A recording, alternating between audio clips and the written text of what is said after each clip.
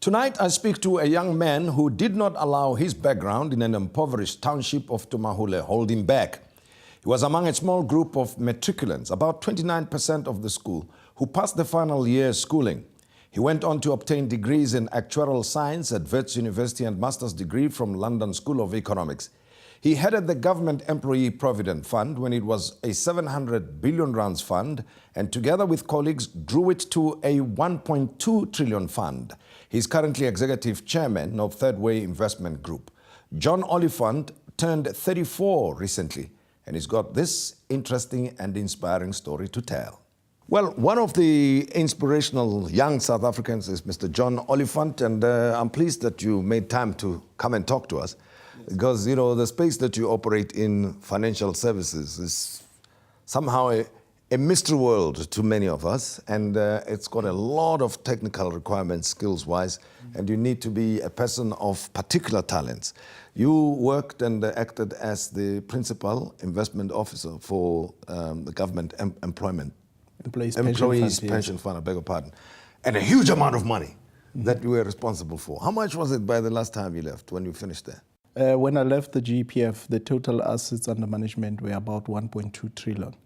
Now, so you go to sleep, you must think about this 1.2 trillion of government employees' money and make sure that it is allocated appropriately. You were in the position for how long? I served at the GEPF for about 5 years. Yes. I firstly joined them in about 2008. And prior to that, I was in asset management, managing absolute return funds as well as hedge fund at Stanley. Yes. But now, I'm mentioning the size because it's a huge responsibility, and you must make sure that the employees of the state, at the end of their working lives, they receive their money. Must have been a strenuous, if not stressful, time and job for you. It was stressful, but also it was an exciting opportunity. Yeah. I mean, as a young South African, growing up in a township, I would not have imagined to be, afforded such a responsibility, especially at a young age. And I appreciated it. I learned a lot. When I first joined the Government Employees Pension Fund at the time, which was in 2008, assets under management were about 700 billion. And sitting and reviewing the investment strategies in partnership with the board, as well as the Minister of Finance, as well as the Public Investment Corporation, it was all an inspiring and a learning experience for me, and I value that experience.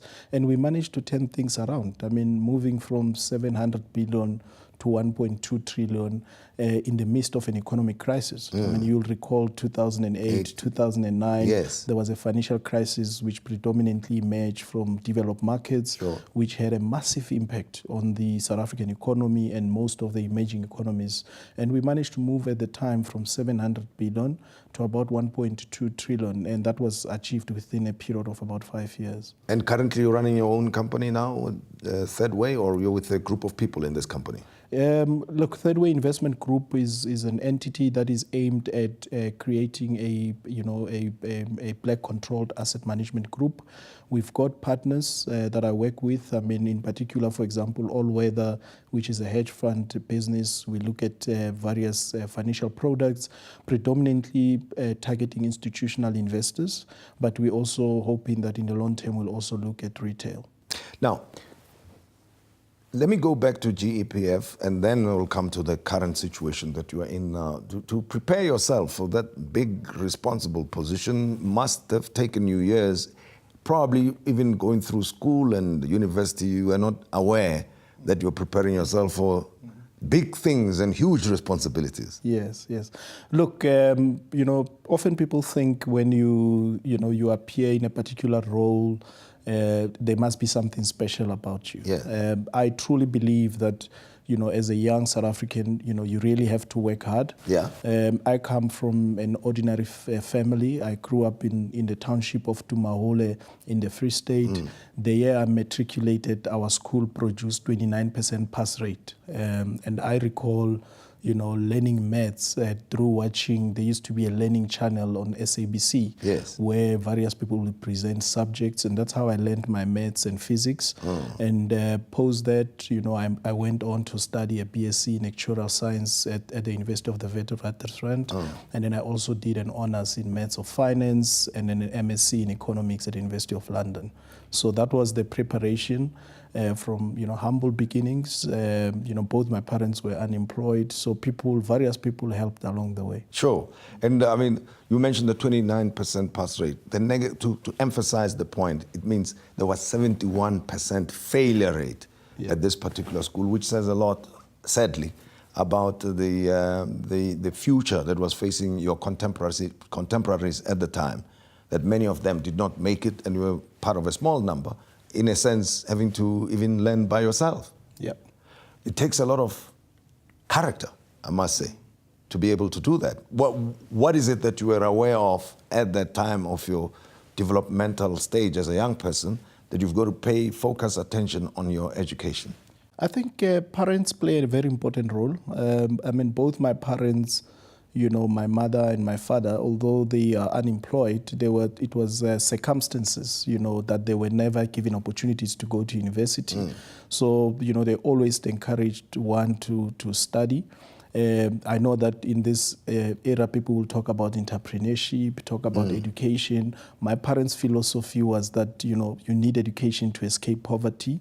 So, I still recall, even up to today, I still have that culture of waking up early because, for some strange reason, my mother believed that an empty brain can absorb a lot. So she used to wake up at around 3:30, 4 o'clock to wake me up to study. Yes. And one would study and work hard. And with the grace of God, one was able to survive high school. And I remember going to the university.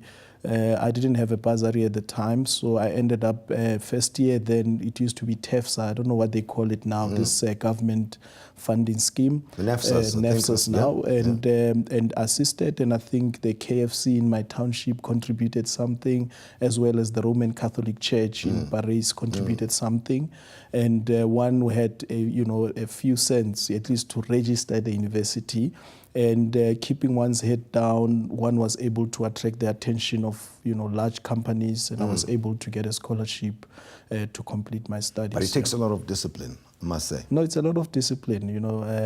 I fully agree with you. Yes. A lot of sacrifices, focusing on one's studies. Actuarial science, for example, is classified as one of the most difficult courses. And coming from a township school, with the challenges with language and so on, it wasn't easy. But what helped you figure out what to do? Because many young people, even if they do well at matric, it doesn't matter what background they come from, they find it difficult to decide what kind of courses they should pursue, that might be in line with their own personality and preferences as well as their capabilities. Yes. No, that's true. Career guidance is a challenge. I recall, when I arrived at the university, I didn't know I wanted to study actuarial science. I didn't know what actuarial science was about. I wanted to do computer science and statistics. And one of the professors there said, look, statistics, it's a half course. You need to make it a full course. And I said, well, how do I make it a full course? And he said, no, you need to study actuarial science. And I said, but what is actuarial science? And he said, no, it's an application of statistics. And I said, okay, let's add it to the subject list, and later on I realized that I wasn't really passionate about computer science. So I ended up studying actuarial science by accident because one professor said, you need to add this to have enough points to graduate at the end of your degree, And in a way, indirectly influencing your career ultimately. Exactly, because I wouldn't have ended in financial services. Potentially I would have, with computer science, I would potentially, working for one of, Microsoft or IBM, I don't know. But what from all these experiences, what did you learn up to now, in going through the different positions and having to be responsible for so many things? And money is a good indicator, I suppose, right? Yeah. We're talking about 1.2 trillion rands, but these are pensions of hundreds of thousands of people as well, knowing that, their futures lie in how you go about making and taking decisions, much as you were supported by other people. What have you learned out of all that experience? Look, it's discipline, hard work, and willingness to learn. Because, sometimes, often you should always accept that you don't know everything. Have the ability to listen, have the ability to engage with people that know better than you, learn from them, spend more time with them, and continuously empower yourself and be a team player. I mean, in financial services, for example, you speak of the 1.2 trillion where I had an opportunity to serve. You're in a situation where you have to rely, for example, on the Public Investment Corporation. You have to engage with a team of investment professionals. You also have to engage with the administrators of the pension, and also you need to engage with your members, who often have their own views on how the funds needs to be invested, who often also have their own complaints and so on. So you need to be in a position to humble yourself, listen to everyone that matters to the fund, respond to their views, and put forward your position in relation to what ought to be done to take the institution forward. Now you're responsible for a private company, which probably is even much more stressful than any other thing, because once you put yourself on the block like that, you've got to make it work. To a young person who's aspirant, who wants to run their own businesses or want to get their careers right, if there's basic message and advice you'd give them, what would that be? Look, entrepreneurship is not easy, but you must always follow your passion. Because I often find that it's your passion that makes you happy. If you wake up every day and you do the things that you love to do, makes it much easier. But if you pursue something because Tim Mudise is doing that and it's not really your passion, it really creates a barrier for you to grow. So I would say that hard work, following your passion, and making sure that you listen to people who have operated in that environment as and when they give advice. Much appreciated. Thanks very much, John.